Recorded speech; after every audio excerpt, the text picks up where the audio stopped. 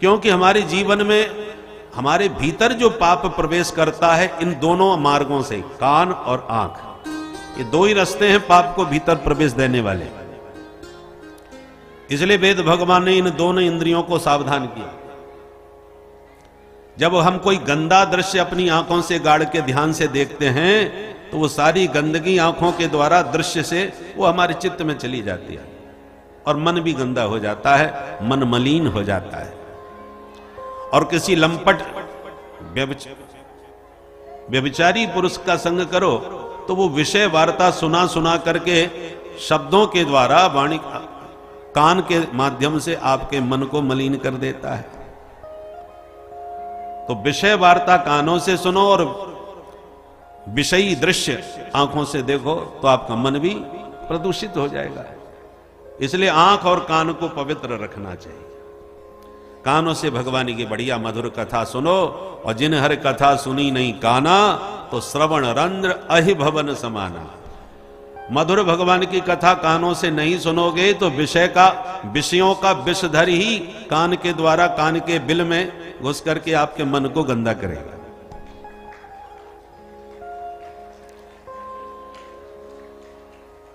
एक सुंदरी रामावतार में भी राम जी के सामने इसी प्रकार से मेकअप करके बड़ी बन ठन के आ गई थी। आप समझ ही गए होंगे कौन? श्रीमती सुपनखा देवी। शादीशुदा थी। सुपनखा के पति का नाम था विद्वत जिह्व। बहुत शक्तिशाली राक्षस था जो रावण के हाथों ही मारा गया था। तो रावण ने ही अपनी बहन को विधवा किया था, तब से बेचारी विधवा घूम रही थी। राम जी को देख करके दीवानी हो गई। रुचिर रूप धरे प्रभु पहे आई, बोली वचन बहुत मुस्काई। बहुत सुंदर मेकअप करके गई। भगवान से कहती है महाराज आप बड़े सुंदर हो, पर माफ करना मैं भी तुमसे कम नहीं हूं। मैंने सारा विश्व भ्रमण करके देख लिया, मुझे तो मेरी टक्कर का आज तक कोई पुरुष ही पसंद नहीं आया जिससे मैं विवाह कर सकूं। इसलिए अब तक कुंवारी घूम रही हूं, कोई पसंद नहीं आता मेरे को। आज आपको देखकर पहली बार मन में आया कि हां कोई तो है। वैसे ज्यादा सुंदर तो आप नहीं हो महाराज, बुरा मत मानना, थोड़े से काले कलूटे हो, पर कोई बात नहीं, चलेगा। तुम चाहो तो हमसे विवाह कर सकते हो। सुन के तो भगवान के होश उड़ गए। ये विश्व सुंदरी कौन आ गई, इसने हमको फेल कर दिया आज। पहले तो प्रभु की प्रशंसा करी, तुम सम पुरुष, तुम जैसा पुरुष नहीं देखा आज तक। फिर कहती है नमो सम नारी, तो तुमने भी मेरी जैसी नारी नहीं देखी होगी महाराज। तो हम दोनों आज इस जंगल में दंडकारण्य में मिले हैं, ऐसे ही नहीं मिले, विधाता ने मिलवाया है। क्योंकि हम दोनों का विवाह हो जाए तो अद्वितीय जोड़ी बनेगी इस दुनिया में। दुनिया आंखें फाड़ के देखती रह जाएगी। तुम सम पुरुष नमो सम नारी, यह संयोग विधि रचा विचारी। हम दोनों का मिलन जो संयोग से हुआ है वो विधाता ने ही रचा है, विधाता ने मिलवाया है।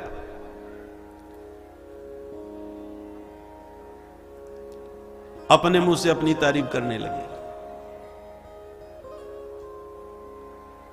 और अभी तक कोई मिला नहीं था, इसलिए ताते अब लग रही कुमारी, पर मन माना कछु तुम ही निहारी। भगवान के निहारने में भी कछु लगा दिया। वो पूरी तरह संतुष्टि तो आपसे भी नहीं है हमारी, क्योंकि काले हो। काले राम जी का मंदिर प्रसिद्ध है अयोध्या में, है? तो आप काले हो, पर कोई बात नहीं, निराले हो। इसलिए मन माना कछु, तुम्हें देखकर थोड़ा मेरा मन मान गया। जब अपने मुंह से इतनी तारीफ कर रही है सुपनखा, तो भगवान को एक बार तो कम से कम देखना चाहिए कि ऐसी विश्व सुंदरी की हम भी तो दर्शन करें, कौन है भाई। पर ना, एक बार भी राम जी ने दृष्टि उठा के सुपनखा की तरफ नहीं देखा, क्योंकि रामचंद्र परान दारान चक्षुषा ना भी पश्यति। मर्यादा पुरुषोत्तम राम जी ठहरे, पर नारी को कभी दृष्टि उठा के देखते ही नहीं। तो क्या राम जी ने आज तक किसी नारी को देखा नहीं होगा? ना ना, देखते तो हैं, पर सुपनखा जैसी को नहीं देखते। सुपनखा का मतलब क्या होता है? सूर्प एवं नखानी। सूप के समान हो लंबे लंबे नाखून जिसके, सूप समझते ना, अनाज साफ करने वाला लंबा चौड़ा, ऐसी सूप जैसे लंबे चौड़े जिसके नाखून हो उसका नाम सूपनखा। और आजकल भी सूपनखा की भतीजियों की कमी नहीं है, ना हो तो नकली लगवा लेते हैं महाराज, बड़े बड़े नाखून। तो भगवान कहते हैं जैसे हो वैसे आओ, बनावटी बातें बनावटी रूप रंग हमको बिल्कुल पसंद नहीं। इसलिए राम जी ने जवाब तो दिया सूपनखा को, पर देखा नहीं उसकी तरफ, देख रहे हैं जानकी जी की तरफ और जवाब दे रहे हैं सूपनखा को।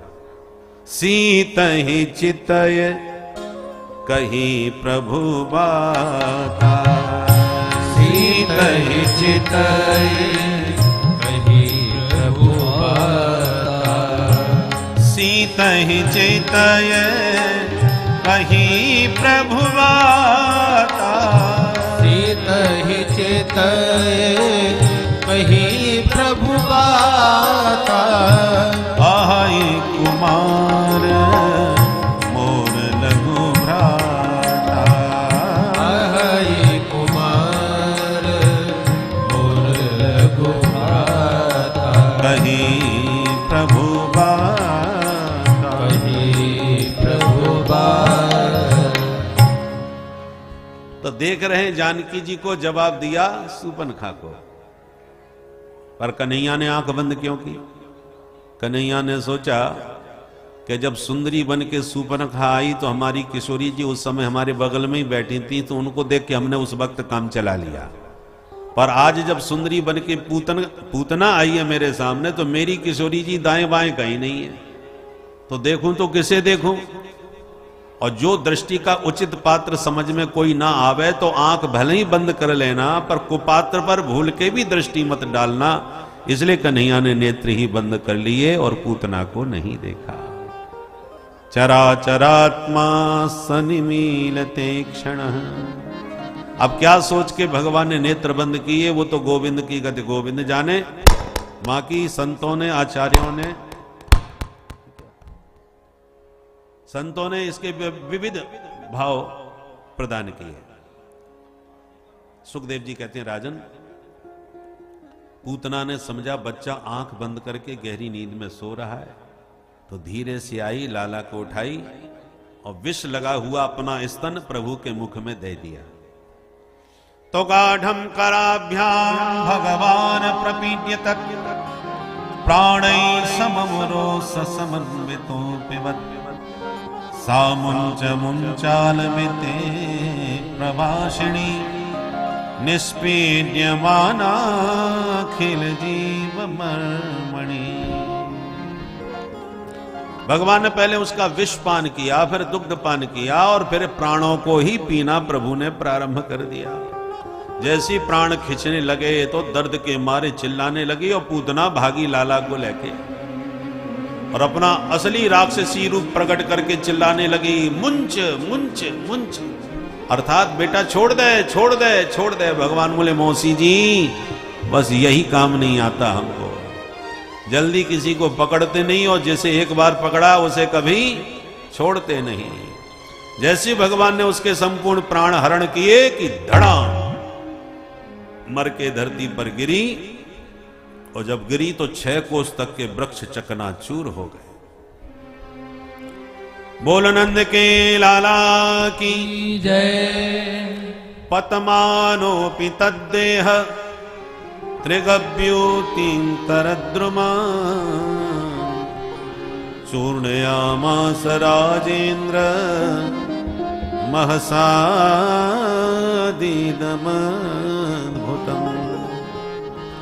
त्रिगव्यूति अंतरद्रुमान चूर्णयामास। गव्यूति माने 2 कोस, 3 गव्यूति का मतलब 6 कोस। 6 कोस तक के तो वृक्ष तोड़ दिए इसने मरते मरते। सोचिए कितना विशाल शरीर रहा होगा। धरती हिल गई महाराज, मैया डर गई, ये भूकंप कैसो आयो। दौड़ के जसोदा मैया जैसी लाला को देखवे पालेने में आई तो पालेने से लाला गायब।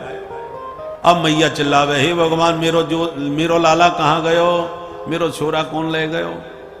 ग्वाला सब घबराए, दौड़े दौड़े बाहर आए बाहर जाकर के देखा कि पहाड़ जैसा पूतना का शरीर मरा पड़ा है, उसके पेट पर बैठे कन्हैया प्रेम से खेल रहे हैं। भागते हुए ब्रजवासी तुरंत नसैनी लेकर के आए और नसैनी लगा के वह पहाड़ जैसे पूतना के पेट से लाला को उतार करके नीचे लाए, मैया की गोदी में दिए। बोलो राधे राधे। राधे राधे। हमारे श्रीधाम वृंदावन में जो हमारे जगत गुरु श्री कृपालु जी महाराज ने प्रेम मंदिर बनाया है, उनमें भगवान की बाल लीलाओं का चित्रांकन किया है मंदिर में। तो आप देखिए पूतना वध की लीला, ये पूतना मरी पड़ी है, कन्हैया उसके पेट पर प्रेम से लेटे हुए हैं और ब्रजवासी नसैनी पर चढ़ करके ऊपर जा रहे हैं। ब्रजवासियों ने लाला को उतार के मैया की गोद में दिया और मैया का मुस्कुराते हुए जब प्रभु ने स्तनपान किया तो मैया की जान में जान आई। भाई छोरा मेरा तो ठीक ठाक है, कहां मिलो? ग्वाला बोले मैया वह मरी पूतना के पेट पे बैठो पायो। अरे भगवान, पूतना कैसे मरी? बोले वो हमें खबर ना पड़ी। एक बोलो मैया मैं समझ गया कैसे मरी, बता। बोले मैया तेरे छोरा को लेके जोड़ से भगी सो लगी ठोकर दम दी से गिर के मर गई। दूसरा बोलो चोरे, ठोकर खा के मरी होती तो मोड़ के भर गिरी होती, वो तो बिल्कुल सीधी पड़ी। हाँ ये बात तो है, तो फिर तू बता कैसे मरी होगी? अब ये तो कोई सपने में ना सोच सके या कल के छोरा ने मार दी होगी। अपनी अपनी बुद्धि सब लगाए भी लगे। मैया बोली जैसे मरनी थी सो मर गई, पर मेरे लाला की आज साक्षात भगवान ने रक्षा कर ली। पर छोरा ने मुर्दा छू लियो, आज छोरा अशुद्ध है गयो, चलो या की शुद्धिकरण करें। तो लाला को लेके गौशाला में मैया आई, पहले गैया के गोबर में नहवायो, गैया के मूत्र में स्नान करायो, गैया की चरण धूल लगाई, गैया की पूंछ पकड़ के झाड़ो मारो। गोमूत्रेण स्नापयित्वा पुनः गोरज सार्वकम, पंचगव्य में स्नान करा के मैया गैया की पूंछ से लाला को झाड़ा मारने लगी।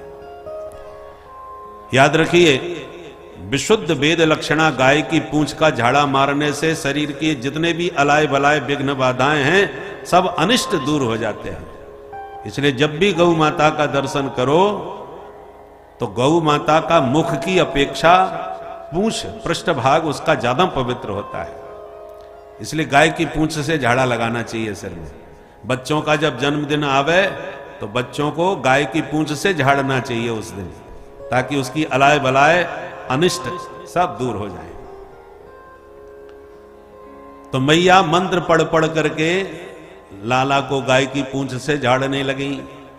इंद्रियाणी हृषिकेश प्राणा नारायणो वतु श्वेतुदीप पतिश्चित्तम मनो योगेश्वरो वतु। 8 श्लोकों से मैया ने जो मंत्र पढ़े हैं इसको बाल रक्षा कवच कहा जाता है।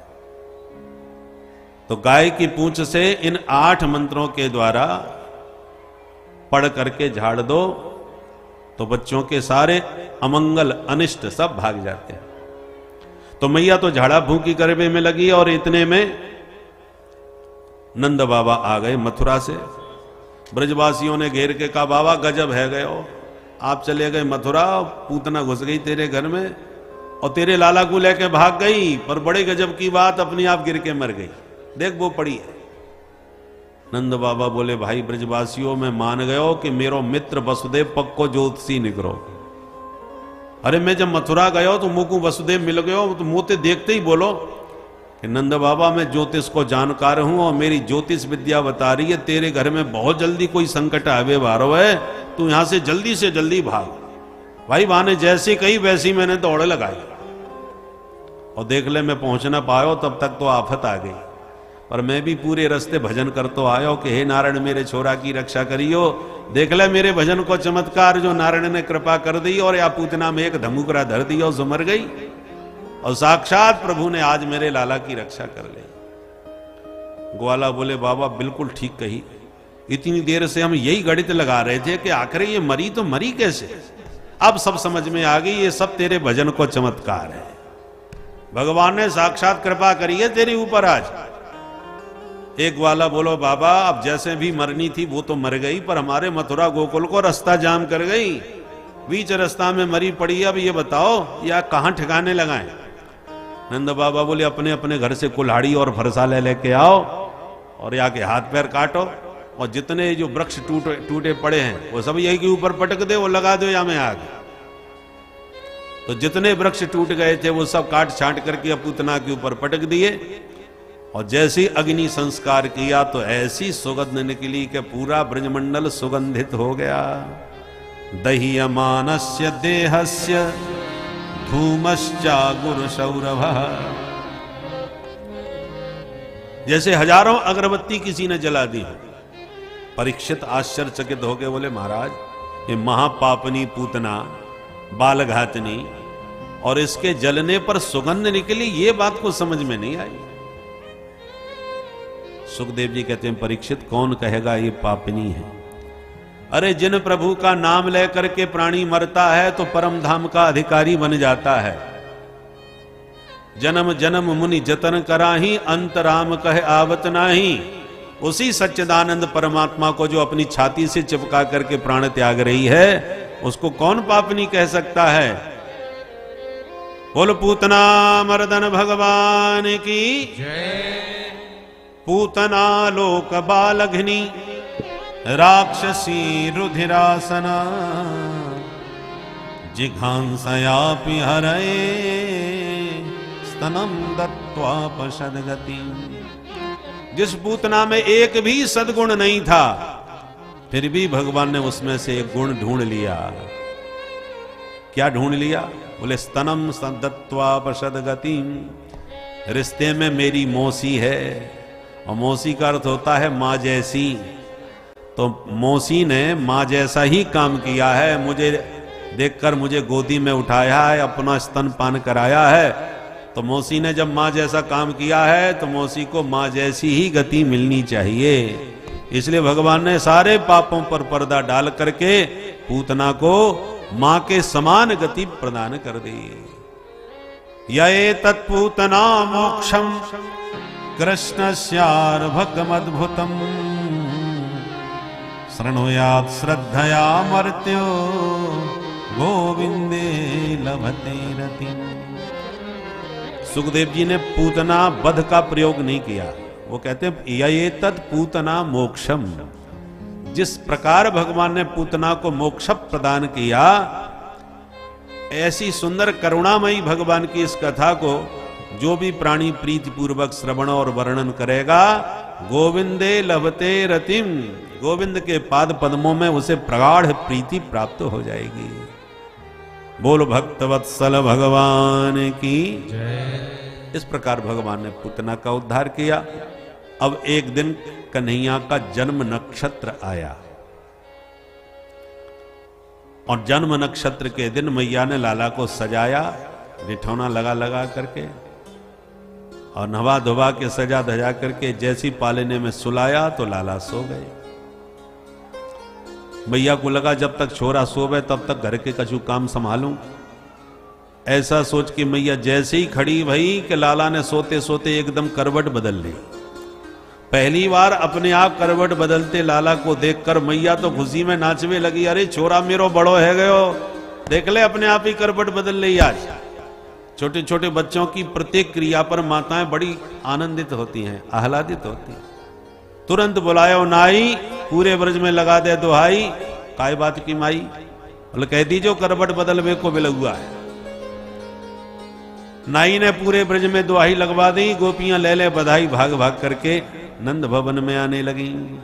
जसोदा बहन बधाई हो करवट बदलवे की। मैया बोली बहुत बहुत बधाई है, पर हल्ला मत मचा, ज्यादा हल्ला मचाएगी छोरा अभी अभाली सोयो है, जग जाएगो, कच्ची नींद परेशान करेगो। गोपियां बोली तो हमका तेरो मुंह देखवे आई है। अरे तेरे बुलावे पे आई है, बिना बुलाई ना आई, और जब आई है तो गाएंगी बजाएंगी नाचेंगी कूदेंगी, घर में हल्ला तो मचेगा ही। छोराए सुबानो है तो हमें काय क्यों बुलाई लियो फिर?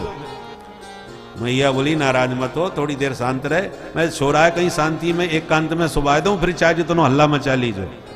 और मैया ने तुरंत लाला को पालनों उठायो और बाहर खड़ी बैलगाड़ी के नीचे पालनों लटकाई दियो। और माट मटका गाड़ी के ऊपर धरवाई दिए, आंगन पूरा खाली कर दियो। मैया बोली देखो बहना, अब आंगन पूरा खाली है, प्रेम से खूब बजाओ, खूब नाचो, खूब हल्ला मचाओ। फिर क्या था, सभी गोपियां गाने बजाने लगी, नाचने झूमने लगी। आइए हम भी इस उत्सव में सम्मिलित हों। अरे पलना में ललना झुलावे जसोदा मैया, पलना में ललना, पलना में ललना, ताली बजाते हुए सभी गाइए।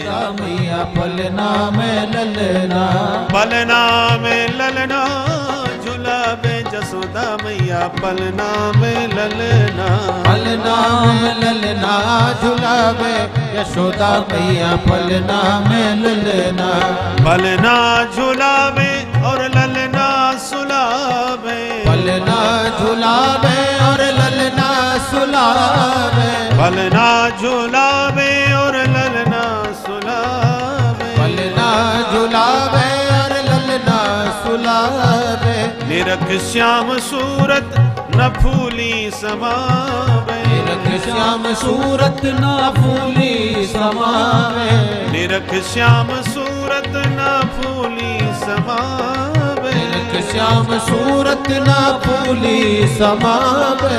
पलना में जय हो, पलना में ललना झुलावे जसोदा मैया, पलना में ललना, पलना में ललना झुलावे यशोदा मैया, पलना में ललना, पलना में ललना झुलावे जसोदा मैया, पलना में ललना, पलना में ललना झुलावे यशोदा मैया, पलना में ललना।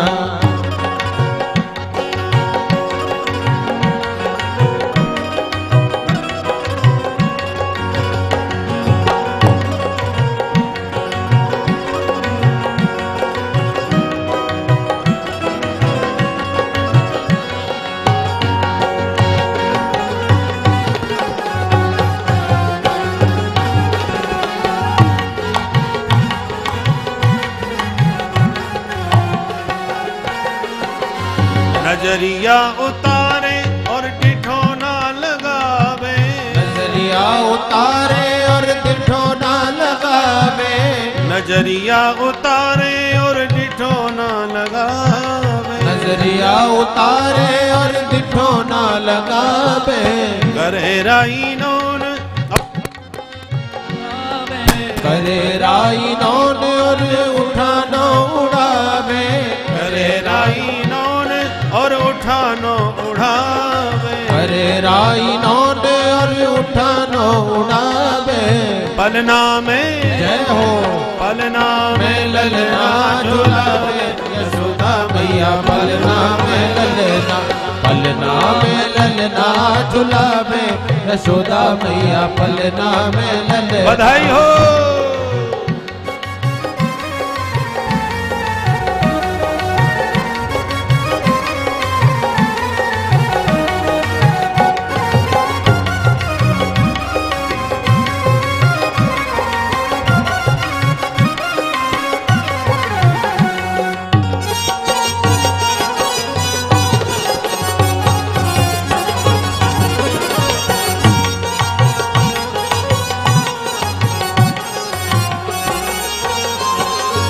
कबहू दौर जावे बाबा नंद को बुलावे, दौर जावे बाबा नंद को बुलावे, कबहू दौर जावे बाबा नंद को बुलावे, कबहू दौड़ जावे बाबा नंद को बुलावे, लाला उठावे दोनों गोदी खिलावे, लाला उठावे दोनों गोदी खिलावे, लाला उठावे दोनों, लाला उठावे और गोदी में खिलावे, लाला उठावे और गोदी में खिलावे। पलना में जय हो, पलना में ललना झुलावे जसोदा मैया, पलना में ललना, पलना में ललना झुलावे यशोदा मैया, पलना में ललना, पलना में ललना झुलावे जसोदा मैया, पलना में ललना, पलना में ललना झुलावे यशोदा मैया, पलना में ललना, पलना में ललना झुलावे, जसोदा मैया पलना में ललना। पलना में ललना झुलावे, यशोदा मैया पलना में ललना। जसोदा मैया पलना में ललना। यशोदा मैया पलना में ललना। यशोदा मैया पलना में ललना। यशोदा मैया पलना में ललना। यशोदा मैया पलना में ललना। बोल नंद के लाला की जय, कृष्ण कन्हैया लाल की जय जय जय श्री राम। तो इस मंगलमय बेला में हमारे बीच में, हम सबके बीच माननीय श्री गोपाल भैया जी पधारे हुए हैं। हम उनका भी अभिनंदन करते हैं। अब गोपियां खूब झूम झूम के नाच रही हैं, गा रही हैं, उत्सव मना रही हैं। हल्ला जब बहुत मचा तो लाला की नींद खुल गई, और नींद खुली तो चारों तरफ देखने लगे। वो देखकर विचार किया कि वाह, गीत हमारे लिए गाए जा रहे हैं, और जिनके निमित्त गीत गा रहे हैं वो बाहर गाड़ी के नीचे लटक रहे हैं। भाई हमारा उत्सव है, हमारे लिए मंगल गीत गा रहे हैं, तो हमको भी तो सम्मिलित होना चाहिए वहां पर। हमको बाहर क्यों लटका दिया गाड़ी के नीचे? चलो भीतर चले, पर अभी चलना है, आता ही नहीं है हमको, तो कैसे चले? प्रभु को लगा हम रोना चालू करेंगे तो मैया उठा के ले जाएगी। ऐसा सोच के कन्हैया ने बड़ी जोर से रोना चालू किया, पर गाने बजाने की आवाज में रोने की आवाज काऊ ने नहीं सुनी। नैवा श्रेणोदमयी रुदितम सुतस्य सा, रुदम स्तनार्थी चरण बुदक्षिपत। बहुत देर तक रोए पर नैवा श्रेणोद, किसी ने नहीं सुना। भगवान को लगा बताओ, गीत हमारे लिए गब रहे हैं, हम ही पड़े पड़े गला फाड़ के रो रहे हैं। कभी कभी विवाह शादियों में बाराती लोग खूब माल छानते हैं और दूल्हा बेचारा भूखा ही रह जाता है, उस पर ध्यान ही नहीं जाता कि इन श्रीमान जी ने भी कुछ खाया पिया है कि नहीं।